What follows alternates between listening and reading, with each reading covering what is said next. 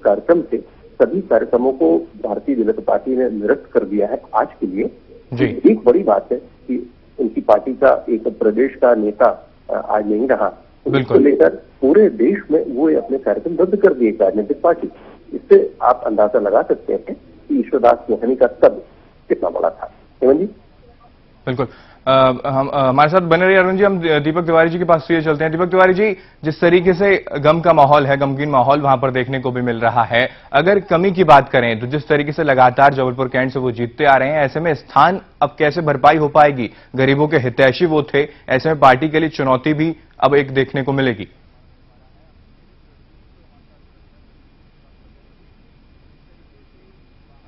लगता है उनसे संपर्क हमारा नहीं हो पा रहा है। हम सीधे प्रदीप हमारे साथ जुड़े हुए हैं, प्रदीप जी के पास चलते हैं। प्रदीप जी, जिस तरीके से माहौल फिलहाल गमगीन भी है वहां पर, और अगर एक कमी की बात करें, पार्टी में एक लोकप्रिय नेता जो अब हम सबके बीच में नहीं है, पार्टी के बीच में नहीं है, जबलपुर कैंट की अगर बात करें, गरीबों के हितैषी वो थे, ऐसे में उनका स्थान अब कौन सा नेता भर पाएगा?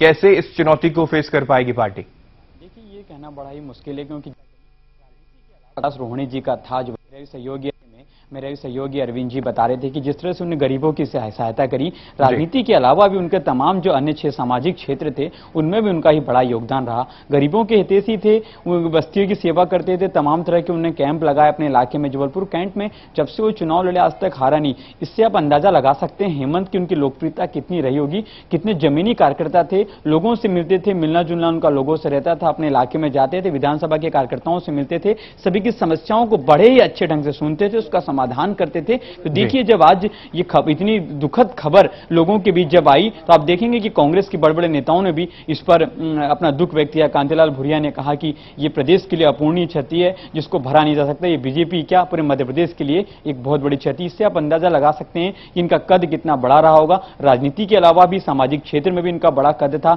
इन्हें जब इमरजेंसी के दौरान जब मीसाबंदी के तौर पर इन्हें काम किया था, तब भी इनकी बड़ी सराहना हुई थी। जनसंघ के जमाने से ये प्रदेश की सेवा करते आ रहे हैं। बाद में बीजेपी का दामन थामा, बीजेपी से विधायक रहे, विधानसभा अध्यक्ष रहे, दिग्विजय जी के जमाने में विधानसभा उपाध्यक्ष रहे, 10 साल विधानसभा अध्यक्ष रहना, उसके पहले फिर 5 साल तक विधानसभा उपाध्यक्ष रहना, ये अपने आप में बहुत बड़ी बात होती है। कि दिल्ली में जो केंद्रीय चुनाव समिति की बैठक थी, उसमें जो बीजेपी को मध्य प्रदेश की टिकटों को लेकर जो मंथन होना था, वो तक निरस्त कर दिया गया है। प्रदेश के सभी जो चुनावी बीजेपी के चुनावी बैठक के कार्यक्रम थे, वो सभी निरस्त कर दिए गए हैं। जबलपुर में आज एक दिन का अवकाश है। इससे आप अंदाजा लगा सकते हैं कितना बड़ा कद था, कितनी बड़ी क्षति हुई है मध्य प्रदेश बीजेपी को, पूरे मध्य प्रदेश के लिए। साफ है, एक बड़ा कद और एक बड़ी छवि की वजह से कहीं ना कहीं पार्टी ने जिस तरीके से दूसरी सूची आज जारी होने वाली थी, वो भी कहीं ना कहीं प्रोग्राम टाल दिया गया है। अब ऐसे में क्या लगता है पार्टी की तरफ से कब कोई जो लिस्ट है जो जारी आज नहीं हो पाई, वो आगे जारी की जाएगी? निश्चित तौर पे आज तो बहुत ही दुख का माहौल है पूरे मध्य प्रदेश के लिए। तो आज उनकी अंत्येष्टि होनी है।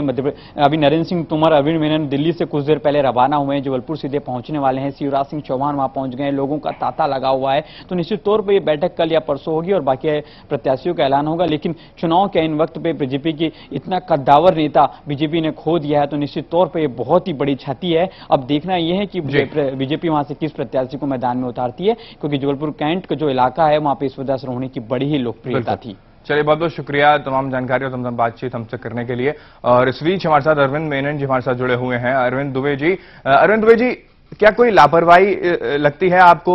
जिस तरीके से क्या वो अपने स्वास्थ्य के प्रति लापरवाह थे, ऐसी भी बातें निकलकर सामने आ रही हैं क्या? तो देखिए, लापरवाही की बात नहीं थी। असल में उन्हें कुछ प्रॉब्लम जरूर थी, ब्लड प्रेशर की और इस तरह की हृदय रोग से संबंधित, और कई बार चिकित्सकों ने उन्हें सलाह दी थी कि वे अस्पताल में 2-3 दिन के लिए रुक जाएं, तो उनके सभी टेस्ट भी हो जाएंगे और जो जरूरी इलाज है वो उन्हें दे दिया जाएगा।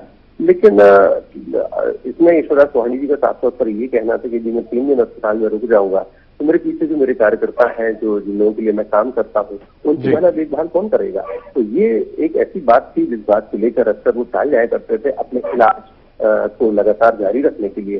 कई बार चिकित्सकों ने सलाह दी कि वे 1 माह के लिए मुंबई चले जाए और एक अपना ट्रीटमेंट लेकर वे वापस आ सकते हैं, लेकिन उन्होंने साफ तौर पर इनकार कर दिया था।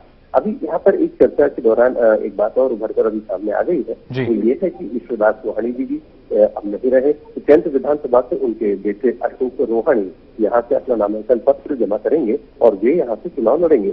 अशोक रोहाणी जी के बारे में आपको बता दूं कि उनके बेटे नगर निगम में पिछले कार्यकाल के दौरान पार्षद भी रह चुके हैं भारतीय जनता पार्टी से, इसी क्षेत्र के एक